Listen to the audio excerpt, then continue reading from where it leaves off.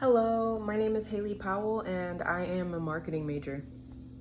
Today I'm going to be demonstrating how to utilize the Hlookup, Xlookup, Sumif, and sort functions in Excel to extract and manipulate data from this specific data table, which consists of our core Atlanta metro area tax filer information, zip codes, and cities and counties.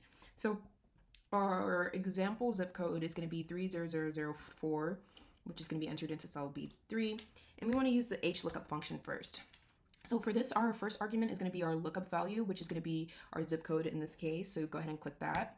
Our table array is going to consist of all the data in our zip codes and city rows. So we're going to select all of those rows by holding down the shift key and clicking the right arrow key to gather all of that data, and click the back arrow key, which is the left arrow key, if you select too much information.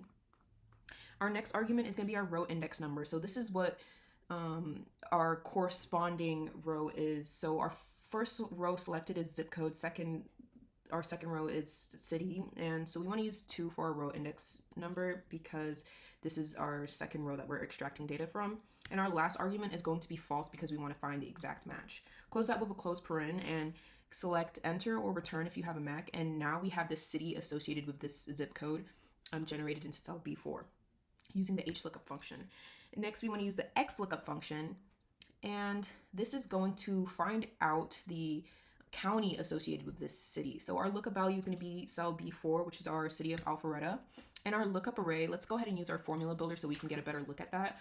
Our lookup array is going to be our city first, which is going to be the city row 12. All the cities we want to select from the data table, and this is going to be our lookup array. Our return array is what we want to find out. So we want to find out the county. So select all the data in row 10.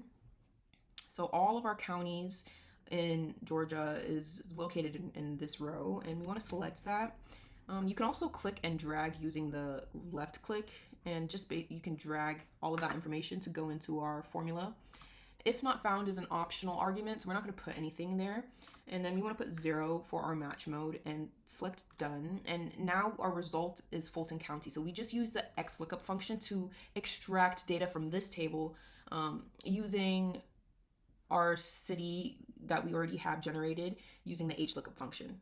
And that we use that to determine our county that we have here. Next, we want to use the SUMIF function. And this function is going to help us determine the number of tax filers reported by the IRS in the county of Fulton County, which we have here. And so we want to use the range of row 10, which is our county information. So this is going to be like our lookup value. We want to select all of that information. And then our next argument is going to be our criteria, and our criteria is going to be Fulton County because that's the county we're using to find. So you have the range, criteria, and our sum range, which is what we're going to sum up, is our tax filers for the year 2018, which is located in row 14. So all of our tax filer information is what we're going to select. And then you want to close it off with a close paren and select return or enter again. And then here we have now the number of tax filers for the county of Fulton County is now shown in cell B6. The SUMIF function basically sums the values in a specified range. So in this case, our range was all of our counties, and that helps us meet the criteria we defined, which in this case was Fulton County's criteria. So we found Fulton County's tax filers, and now we want to horizontally sort our data table. So for example, I want to sort all the counties in row 10. So I'm going to select all of that. Let's click and drag this time.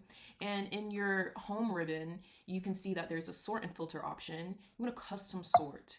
And if you get the sort warning, you want to continue with the current selection, hit sort, and you get this text box that allows you to manipulate the what you want to sort. So I'm going to sort values from Z to A this time instead of A to Z. So you want to click that. And then in our options section, we want to sort from left to right. The orientation needs to be from left to right because we want to sort horizontally rather than vertically. So deselect top to bottom if you already have that selected. and click OK and then OK again. And then as you can see now we have the values in row 10 sorted from Z to A without moving the labels in column B. I want to show you how the data is manipulated using these functions. So if we change the zip code, let's use a random zip code, for example, 3260.